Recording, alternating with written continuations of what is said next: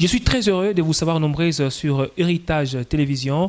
Héritage Télévision, dans votre magazine que vous aimez beaucoup, Église d'aujourd'hui. Nous allons parler aujourd'hui sur un thème bien, que vous allez le découvrir tout à l'heure, avec un homme de Dieu qui parle bien, qui prêche bien. D'ailleurs, vous allez le découvrir tout à l'heure.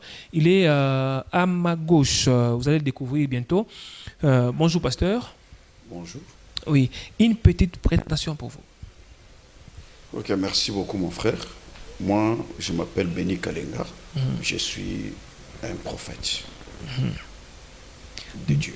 Béni Kalenga, prophète de Dieu. De quelle église? Je suis de la voix de l'époux. La vallée? La voix de l'époux. La voix de l'époux. Merci beaucoup. Vous avez suivi. Il est là. Il va nous parler sur un thème bien que nous allons les découvrir tout à l'heure. Pasteur, si vous pouvez prier pour l'émission. Ça va, nous allons prier. Père, nous te rendons grâce pour ce que tu as permis dans cette soirée que nous puissions parler de ta part. Nous voulons commencer avec toi et nous demandons que ta présence puisse régner au milieu de nous, de sorte que cette émission par laquelle nous passons pour atteindre beaucoup d'âmes qui sont perdues, par laquelle nous passons pour édifier ton Église et perfectionner les saints, et vraiment de l'efficacité par le Saint-Esprit. C'est pourquoi bénis tout le monde qui nous suit, donne leur des oreilles pour entendre, les cœurs pour comprendre. Nous bénissons ces temps dans le nom de ton Fils unique, Yeshua Mashiach. Amen. Amen. Nous sommes là dans Église aujourd'hui, bien-aimés.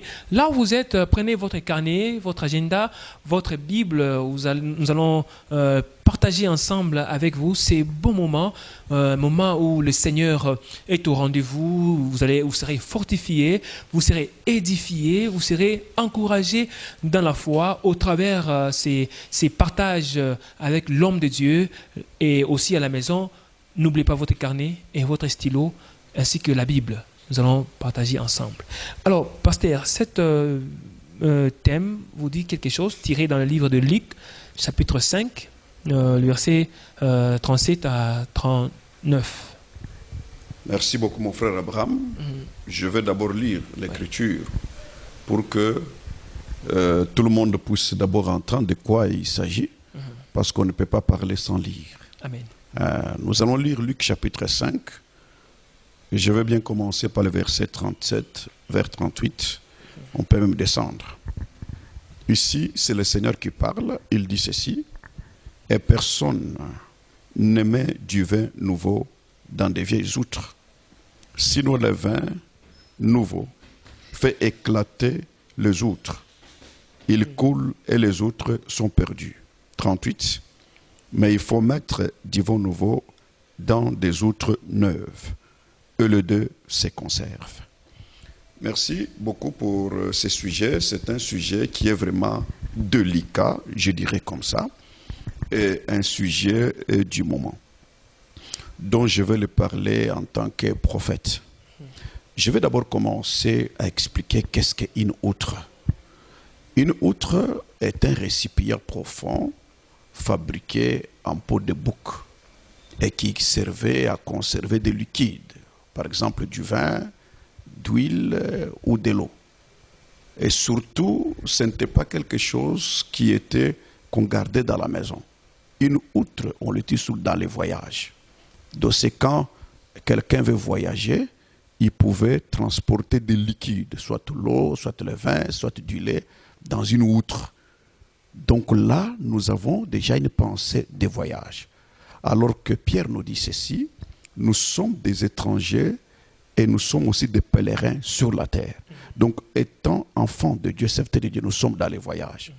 Étant donné que nous sommes dans les voyages, nous sommes comme de ceux-là qui doivent transporter une outre. Et ces récipients qui doivent conserver et garder des liquides. Alors, dans la pensée ici, lorsque le Seigneur parle, ça a commencé d'abord comment? Ce sont les pharisiens qui sont venus lui poser des questions au sujet de ses disciples. Ils lui disent, pourquoi tes disciples ne jeûnent-ils pas? Mais nous, les pharisiens et les disciples de Jean, ils jeûnent. mais tes disciples ne jeûnent pas. Parce qu'on a vu en lui un exemple.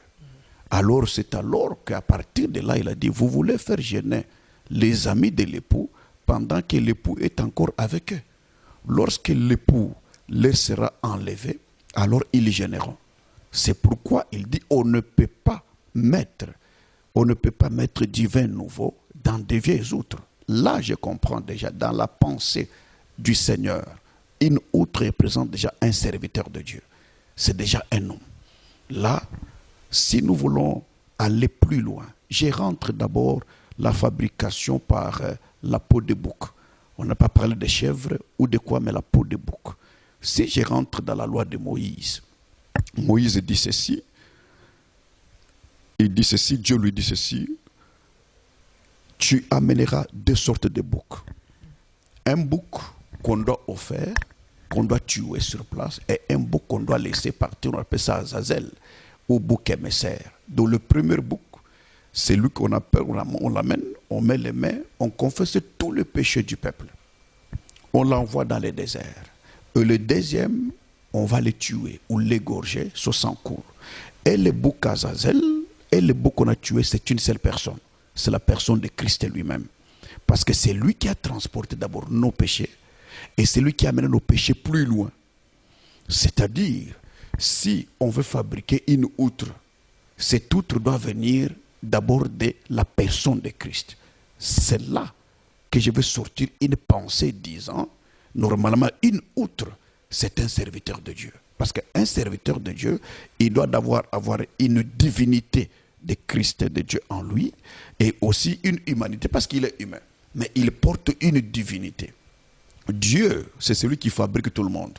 Personne ne peut dire que j'ai fabriqué tel. Il nous appelle des outres. S'il nous appelle des outres, c'est lui qui nous fabrique.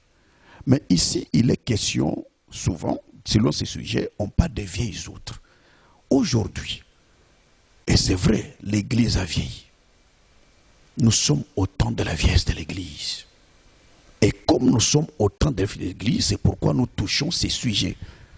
Je vais un peu en parler, même pendant quelques temps, pour parler de la vieillesse de l'Église. La première vieillesse de l'Église, moi je la compare par rapport à la vieillesse d'Isaac. Nous sommes dans Genèse chapitre 27, de 1 à 2. Moïse dit ceci, parce que c'est Moïse qui a écrit, il dit, lorsque Isaac est devenu vieux, il a appelé son fils aîné, Ésaü, il lui dit, va me prendre ton arme, tes armes, ton carquois, va me chercher un gibet, je vais te bénir. Parce qu'à l'époque de la veste d'Isaac, il ne voyait plus bien. Il a perdu la vision. C'est ce qui se passe aujourd'hui. Si nous voulons parler de vieilles outres, la première chose, nous nous référons d'abord à la vieillesse d'Isaac, où il a perdu les yeux. Où sont les visionnaires aujourd'hui? Je vais te scandaler pour te dire, un homme ne peut jamais être visionnaire. Tout leader chrétien, aujourd'hui, qui se met et qui se dit je suis visionnaire, il est déjà dans l'hérésie, il est dans l'erreur. Le visionnaire, c'est seulement Dieu. C'est Dieu qui voit. Le leader, il est seulement porteur d'une vision ou de la pensée de Dieu. Alors nous voyons aujourd'hui ces gens-là, ils ne voient plus rien. Parce qu'à la vieillesse d'Isaac, il n'a rien vu. Donc il était aveuglé. Et c'est pourquoi il voulait bénir. À la place de celui qui était choisi par Dieu depuis le ventre de leur mère, il voulait bénir une autre personne. C'est ce qui se passe pour le moment. Aujourd'hui, nous voyons cette étape de l'Église. On est dans les temps de la vieillesse. Les gens ont trop vieilli avec les vieilles choses et on ne conduit pas selon la pensée de Dieu, mais selon la pensée des hommes.